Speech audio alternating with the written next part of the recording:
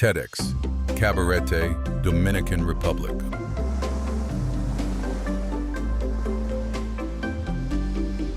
All right, so let me ask you something. Who of you woke up this morning and thought about how to solve world peace? 1, 2. After your second coffee? Well, don't worry. I didn't wake up either and thought about world peace. I just thought about what makes it to my grocery shopping list to get set up for the week. So here we are, but maybe it's exactly about that, how our everyday decisions contribute to a more peaceful world. So 15 years ago, I was driving with my dear friend and colleague, Sonia Pierre, the director of the women movement of Haitian and Dominican women, into Port-au-Prince. And we saw a city that no longer existed. The devastating earthquake had hit the island and Haiti in particular. All the markets, buildings, bridges, homes had fallen apart. And Pétionville, where most of my friends and colleagues live, just looked like an oil painting where someone had swiped over with a wet cloth. Everything was into pieces. And Sonia wanted to show us an orphanage that she had worked in, and she tried to reconstruct in Léogâne. And when we arrived, I saw 6-year-old Carole sitting in a wheelchair between the crumbles that once was an orphanage, in her dusty blue shirt and blue shorts and blood-red bandages where once her legs were. She had lost both of them, as well as her parents. And her little brother tried to help her to get around everywhere she wanted to go. And at a first glance, you could have thought that she's a victim and you could feel pity for her. But in fact, she was the leader of the peers. Like, she would teach us poems and songs and taught us how to catch this chicken that were running around. She gave us all hope. She made sense of the life after the earthquake.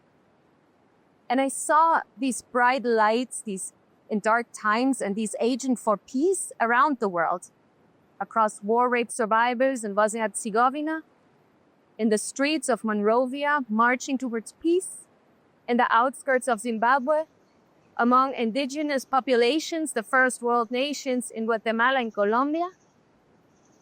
And they all shine like a bright light. In my 20 years of working in war and conflict and disaster areas, these were the ones holding up the spirit. And I've worked in conflict analysis and assessing how natural disasters affect people from the Pacific to the Caribbean. I've worked on peace negotiations from West Africa to Central America. I've worked on training peacekeepers from the military and the police before they deploy on peacekeeping missions on leadership skills in Southeast Asia, Eastern, Western Europe, Central, Eastern, Western, Southern Africa, Latin America, and the Caribbean.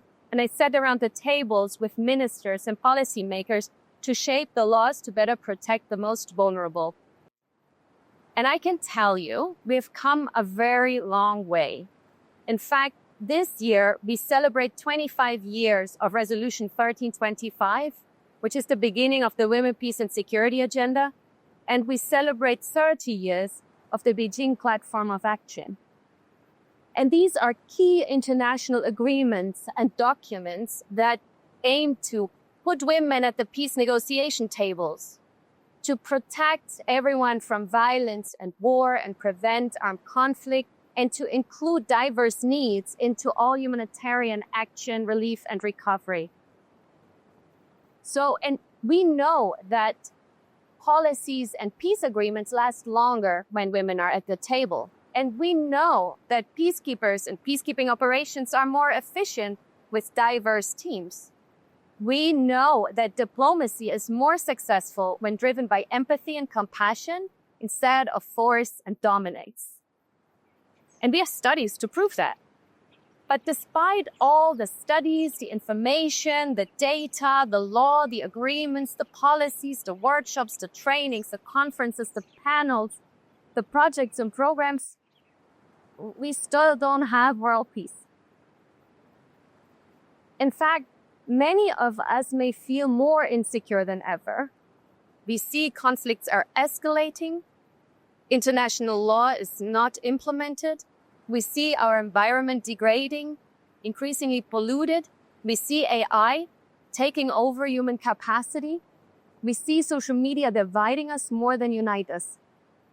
And yet, we're not really tapping into the potential that lies right in front of us. We forget those lights, those peace agents. We forget their gentle power, creative magic. Just imagine what could Carol be doing if just secured a healthy and safe life, if put into a school, maybe university, with health care and nutritious food. Maybe she could have become like a mayor or community leader or an innovative entrepreneur. And her brother, with all the compassion and kindness and empathy, maybe he could have become a teacher, social worker, a doctor. But today, I don't only want to ask like the very big questions, but also the very hard ones. It's 15 years after the earthquake. And Carol and her brother should be around 21, so young adults. But what has become of Haiti since the earthquake? Where are Carol and her brother now? Have they ever gotten the chance to go to school? Or have they fallen victims of violence? Or are they now part of the gangs that now rule Port-au-Prince? And how does their future look like? In times of crisis, we donate food and clothes, and we send police and military to secure the streets. And we do voluntary work and donations. But the thing is, donations only last so long. And peace and the police and military, they can enforce a ceasefire, but not sustain peace. And we need to move beyond the mere survival, but show people how to live. So where's the solution? I believe to a certain extent, investment does. And here's what I mean. If we have an idea and we really believe in it and we really want to put it into practice, or a goal that we set ourselves and we really want to see results, we align our everyday action with that goal. Maybe not all the time, but most of the time. And I think we need to connect the economic system and everyday economic decisions and ethical decisions with these ethical values. Because if these are our highest goods, we need to change shape and we need to reflect. Who do we actually follow on social media? What stories do we listen to? Are they the ones of greed and hatred and fear? Or are they the ones of hope and kindness? What products do we buy? What people do we invite in our spaces? And I think it is up to the governments and international organizations to ensure peace and security for everyone. And it's up to us to hold them accountable. But it's also all of us here who can make a difference. So let's look at the labels. Let's see what services and products actually promote peace and equality. What people actually preach kindness and live compassion. What imagery and stories bring us more together. And let's work and invest in peaceful conflict resolution in our homes, in our streets, in our communities. Because the thing is, peace is not only made in the fancy conference buildings in the UN, in Geneva, New York, and the office buildings of our governments. Peace is made at the kitchen table. Peace is made in our streets, in our schools. They're in our rental agreements, in our work contracts, and even in our grocery shopping list.